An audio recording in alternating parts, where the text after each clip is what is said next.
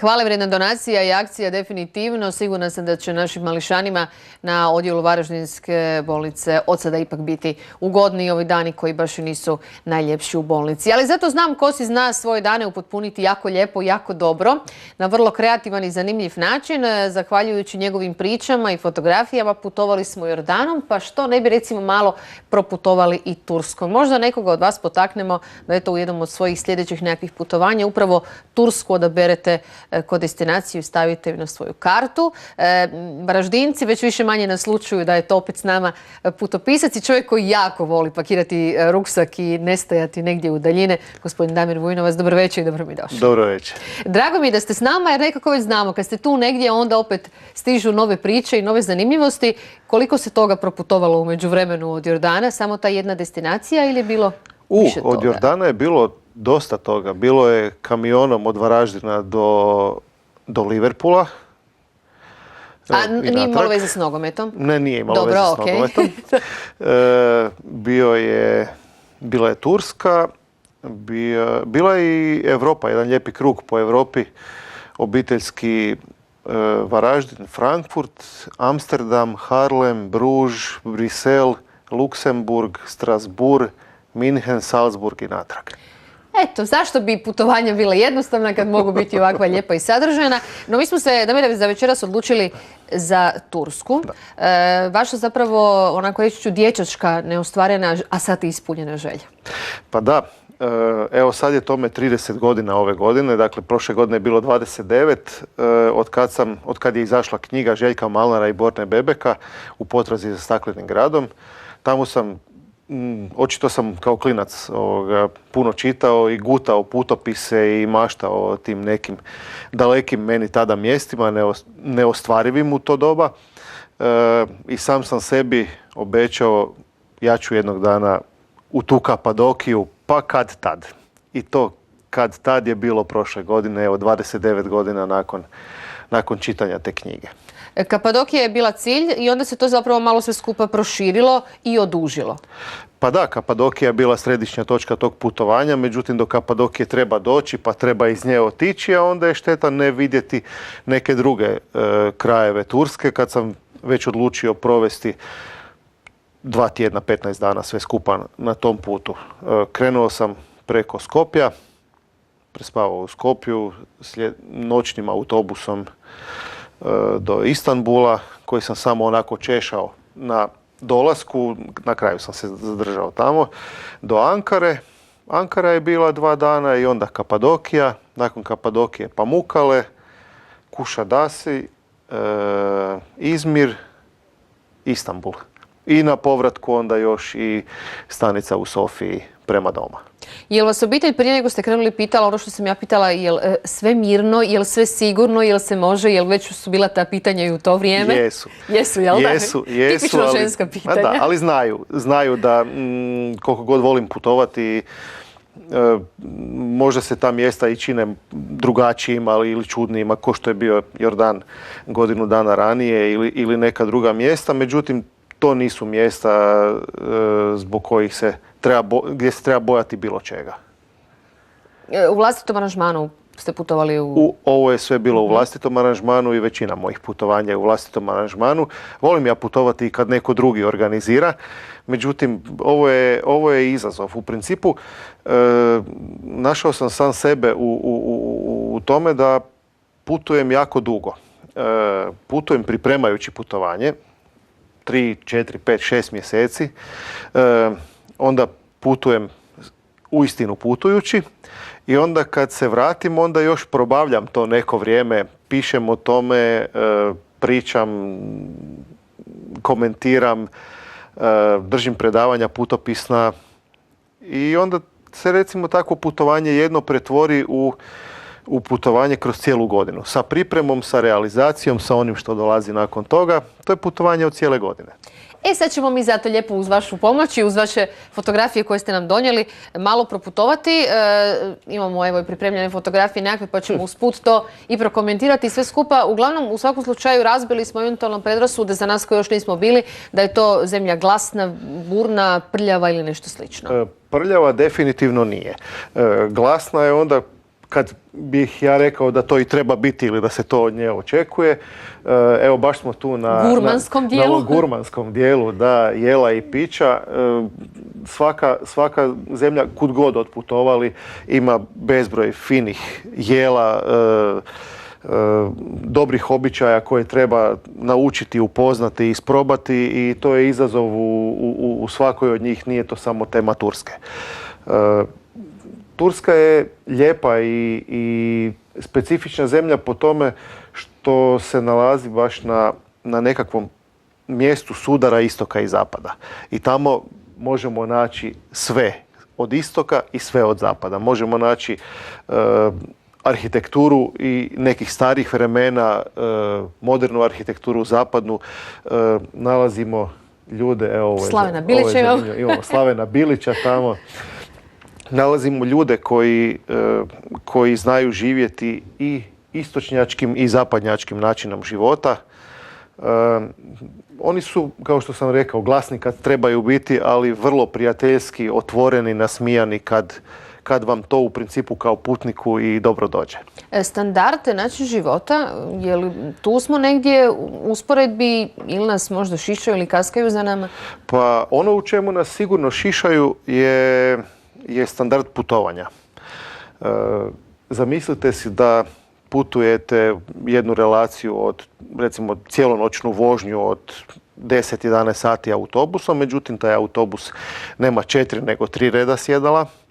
Između tih sjedala ima dovoljno prostora da se, evo sad, aktualni rukometaš može ispružiti noge i nije mu tijesno. U svakom od tih sjedala vi imate LCD display, možete slušati muziku na slušalicama njihovim, gledati filmove, promotivne filmove i emisije. Evo, ovo je bilo zanimljivo. To ćemo poslije iskomentirati. Dobro, ali možemo vratiti fotografiju pa ćemo zamoliti. I recimo punjač za USB, Wi-Fi, sve u jednom autobusu u kojem provodiš 10 ili 11 sati puta, uz njihovo čašćenje kavom, čajem, kolačićima, vodom. Otprilike kao u avionu, čini mi se da to. Da, evo, recimo, to je nekakav dobar avionski aranžman, a košta smiješno. Dobro. Ova fotografija je zanimljiva zato jer dokazuje kako je svijet uistinu mali, a da nas domaćih ljudi ima svugdje u svijetu. Da, gospodin Dražen Hrastić je naš sugrađan iz, Varaždinec, Imbriovčan, koji je u to doba bio veleposlanik Republike Hrvatske u Turskoj.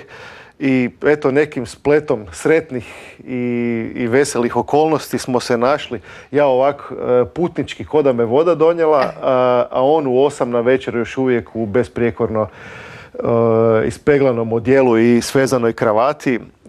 Nije mu bilo teško ostati još sat vremena sa mnom i popričati o svemu. I ne volim hvaliti ljude koji se bave takvim javnim poslovima ili poslovima u službi države. Međutim, ja sam stvarno osjetio iskren interes i iskrenu volju da mi pomogne, iskrenu brigu da bude dobro to što ja boravim tamo, ali ne samo ja, nego i svi naši građani ili državljani Republike Hrvatske o kojima se naše službe tamo brinu.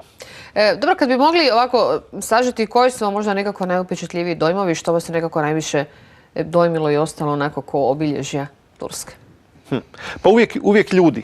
I to nije obilježje samo Turske. Dakle, uvijek ljudi koji su generalno dobri, koji su zanimljivi, veseli i dobri domaćini. Međutim, kad bi maknuo to, onda je to priroda. To je posebna priroda, pogotovo ovo što sad vidimo ovdje, ovo je Kapadokija. U stvari moj cilj tog putovanja ili središnja točka. Prije 30 milijuna godina vulkani kapadokijski su prvo izbacivali prašinu, takozvani tuf, koji se taložio, sad ne znam koliko godina. Nakon toga je bilo nekoliko erupcija, one klasične lave, magme, koja je prekrila to sve skupa i onda je trebalo 30 milijuna godina da se od toga stvori eto ovo što sad gledamo. Dakle, te stijene tog mekanog materijala kojeg je lako izdubiti, pa su u zadnjih 2000 godina ljudi u tim stijenama pronalazili svoja skrovišta, staništa, kopali unutra, dubili nastambe. Čak u Kapadokiji postoji oko 25-6, evo ovo je slika iz jednog od njih, podzemnih gradova. Ovo je Derinkuju, podzemni grad u kojem, u tim gradovima je na nekoliko etaža pod zemljom živjelo i do 20.000 ljudi u svakom. Oni su bili kilometarskim tunelima povezani jedni s drugima i možemo samo zamisliti kakva je bila nevolja koja je ljude natjerala da u takve gradove krenu živjeti. Evo vidimo da su i ljudi zanimljivi. Čini mi se da oni dosta nekako i čuvaju tu svoju tradiciju i njeguju možda običaje koje, čini mi se za razliku od njih, mi Hrvati ovako pomalo stavljamo sa strane i neki put ih se i sramimo. Pa znate što, mi recimo možda ne pridajemo toliko pažnje ili ne reagiramo na naše sugrađane ili na, ajmo reći, Hrvate koji u Hrvatskoj nude turistima, posjetiteljima iz drugih zemalja ono što je za nas specifično. Naravno da kad odemo negdje, lijepo je vidjeti ljude u narodnim nošnjama kako spremaju lokalna jela i tak, ali mislim da se to i kod nas može vidjeti, međutim mi na to možda slabije reagiramo jer nam je to domaće. A kad krenemo negdje van, onda nam je svaka takva sitnica zanimljiva. Isto kao što je to zanimljivo i ljudima koji sve više na svu sreću posjećuju Hrvatsku. I za one samo koji su gledali Sulejmana Veličanstvenog, stvarnost sa serijom dodirnih točaka, da li može se to doživjeti ili će se to ipak morati zavidjeti malo u muzeje? Ja znam da sigurno ima domaćica koje sad to strašno zanima, za to ipak muzeji. Meni je jako žao što ih moram, sve zainteresirane moram razočarati, jer ja uopće nisam dobar sugovornik za tu temu, jer nisam pogledao ni jednu epizodu te serije. Nisam ni ja, ali sam vidjela da ima puno tih nekakvih nošnji njihovih, pa zato pitam. Dakle, ali ima mladenaca na biciklima. Eto, možete to recimo vidjeti.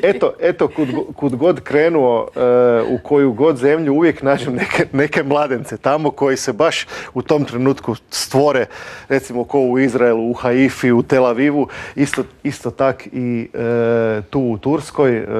Baš su mladenci došli. Imam i još jednu fotografiju koju nisam ovdje donio, koja je prilično iz daljine slikana i nije čista, gdje je mladenka u crvenoj haljini, a ne u bijeloj, i slikaju se u Kapadokiji uz nekakve velike crvene balone u obliku srca.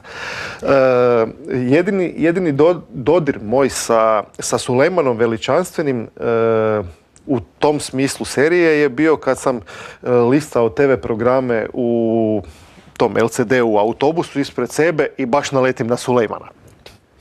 Otprilike tu sam i ja negdje tako nekako. Htjela sam pitati, često su na fotografijama hrana. Kakvi su oni u tom dijelu, dakle taj gastro dio što se hrane i pića tiče? Pa mislim da bi se mi mogli lako preseliti tamo ili vrlo dobro se osjećati što se tiče hrane i pića. Hrana je u principu, ajmo je nazvati mediteranskom, ali sa istočnjačkim štihom. Lagana, ukusna, teško mi je reći da je sva začinjena. Neka je jako, neka slabije začinjena, međutim generalni dojam je da je vrlo ukusna i probao sam različita jela. U principu je to nešto što čovjek brzo nauči, neke izraze gözleme, ayran, pide, nazive jela koja ostanu dobra, ali recimo tu možemo dobro koristiti i neka naša sjećanja na neke turcizme koji su ostali u nekim krajevima Hrvatske i iskoristiti to u komunikaciji pa i u jelima. Jedno od najzanimljivijih jela je krumpir. Eto, pa se onda možete snaći bez problema. U to vrijeme nemira nije bilo. Ima li turista ili se već, bez obzira što se eto nagađalo da bi moglo biti, a i Grčka je bila blizu u to vrijeme, je li se vidio manji broj turista? Turista nisam vidio manje.